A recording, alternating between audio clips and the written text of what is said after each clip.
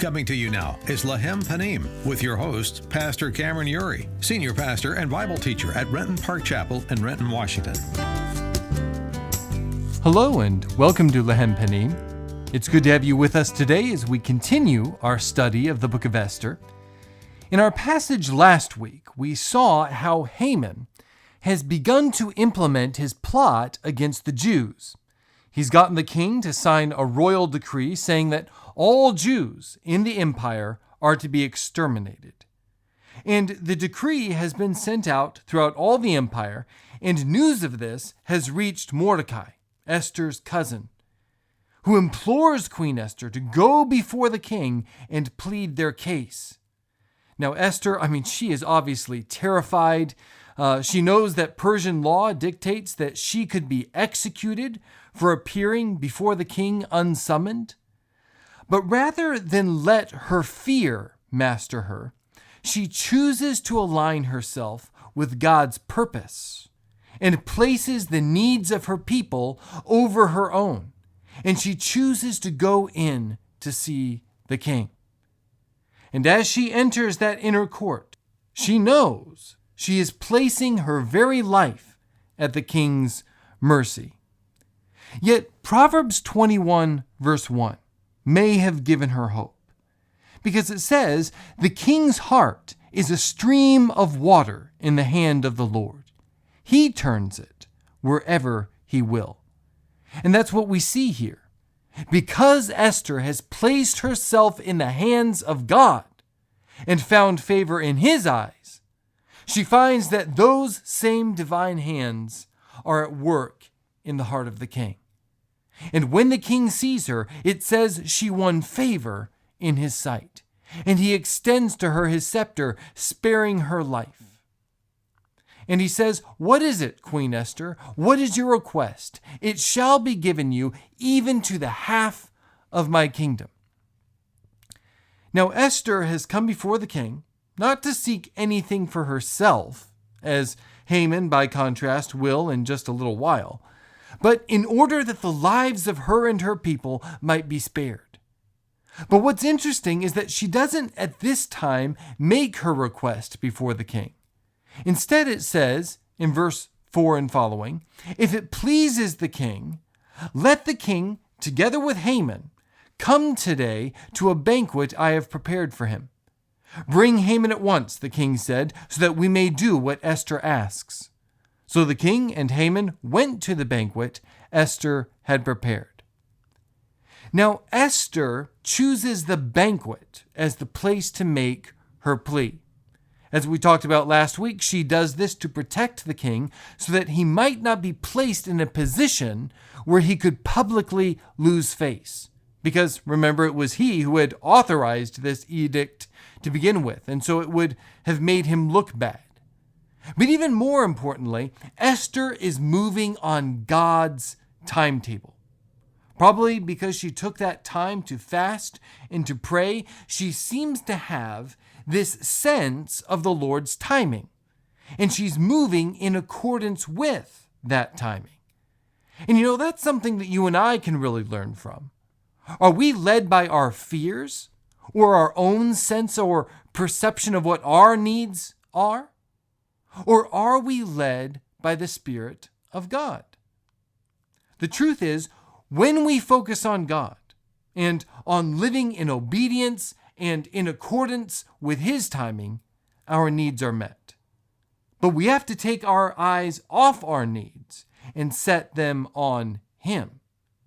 It's when we try to grasp too soon what may not be for us, or at least not yet, it's then that we fall into trouble.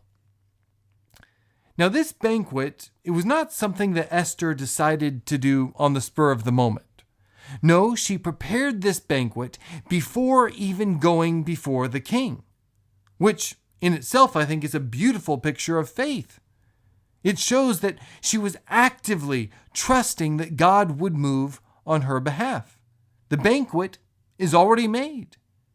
And so the king orders Haman to be brought, and they leave immediately for the banquet. And it says, "So the king and Haman went to the banquet Esther had prepared. As they were drinking wine, The king again asked Esther, "Now, what is your petition? It will be given you, and what is your request? Even up to half the kingdom, it will be granted." It's interesting how much wine appears in the book of Esther. Wine is sometimes presented in the Old Testament as a symbol of God's favor and blessing. However, not always, and certainly not so far in this book. In the very first chapter, you have wine and that drunkenness that it produced that led to the merciless exile of Queen Vashti. Not much favor there. And then you have Haman's deceiving the king into signing the edict that would have led to the extermination, the genocide of an entire race of people, including Esther. And the text says right after that edict was issued, the king and Haman sat down to drink. But the city of Susa was thrown into confusion. And the very next time alcohol is mentioned is here in this verse, at this banquet where this wicked man is brought in the midst of his plan to annihilate the Jews. And so wine is more of a symbol of foreboding in this book.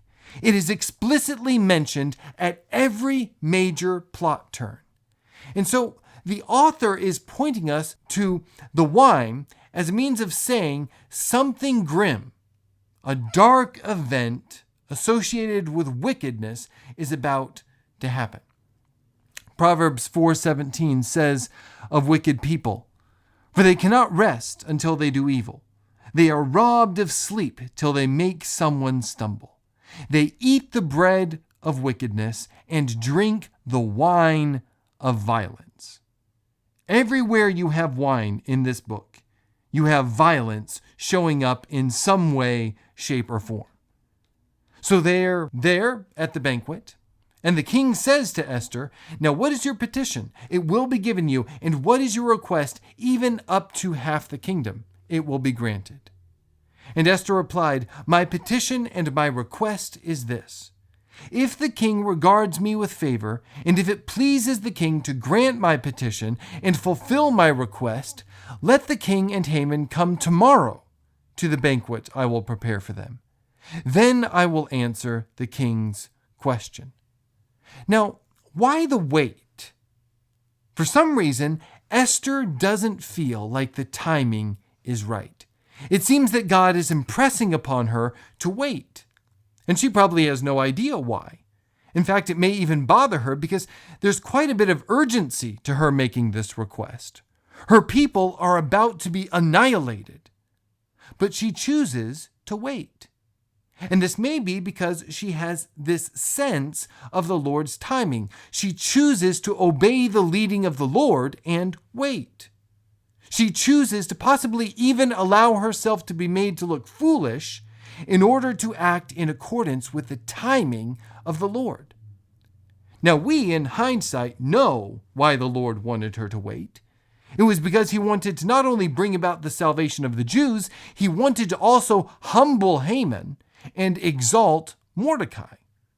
And that's one of the things that God does quite often. He humbles the proud. It says in Proverbs 3:34, "He mocks proud mockers, but shows favor to the humble and oppressed." Proverbs 29:23, "Pride brings a person low, but the lowly in spirit gain honor." Matthew 23:11-12 says, "The greatest among you will be your servant. For those who exalt themselves will be humbled, and those who humble themselves will be exalted." And that's Jesus talking. 1 Peter 5:5-6 says, "All of you, clothe yourselves with humility toward one another, because God opposes the proud, but shows favor to the humble. Humble yourselves, therefore, under God's mighty hand, that he may lift you up in due time." I recently watched some of a special on the coronavirus, and they were talking about how they believe the virus originated with bats. And they said that bats are fascinating creatures because although they can carry coronavirus and other diseases, they are, interestingly, not affected by them. And pride is similar. It's as Buddy Robinson once said, "Pride is the only disease known to man that makes everyone sick except the person who has it." And he's right. And before God's will can be perfected in your life and in my life, God must first pull us out of the quicksand of pride. In Egypt, it was not enough for God to deliver Israel. He could have stretched out his hand and immediately brought death to Pharaoh and all the Egyptians. But no, he takes the longer path and through Moses and Aaron brings humility to Israel's captors to the point where they give of their own possessions to the Israelites. He humbles them. And ultimately, the reason Pharaoh's army is annihilated by the waters coming upon them, it wasn't God. It was Pharaoh's own pride that led to the destruction of his army and his land. It was because of his heart, hardened by pride, that caused the plagues of Egypt that left it in ruin. Later, just before the story of Esther, during the time of Daniel, reigned the proud King Nebuchadnezzar. Now, God could have killed Nebuchadnezzar for his arrogance and his sins, but God takes the longer path. He chooses to humble Nebuchadnezzar. Remember, after praising himself and failing to give glory to God, God makes him like an animal. He loses his mind, his nails grow long, and he eats the grass of the field until he lifts up his eyes to heaven and lets go of his pride and gives worship to God. Then, and only then, does God restore him. And here we see the same thing. God has determined not only to save Israel, which could have been done at Esther's first banquet. No, once again, God takes the longer path, the one that will humble the enemy of God's people before him. And if Esther had made her request at this time, then Haman may still have been executed, but not humbled. And Mordecai would never have been exalted. And God saw both as necessary, because he had plans to make Mordecai the king's right-hand man. And we'll see in the closing chapters of this book that Mordecai himself plays a very key role in God's plan. The proud must fall, and the humble must be exalted.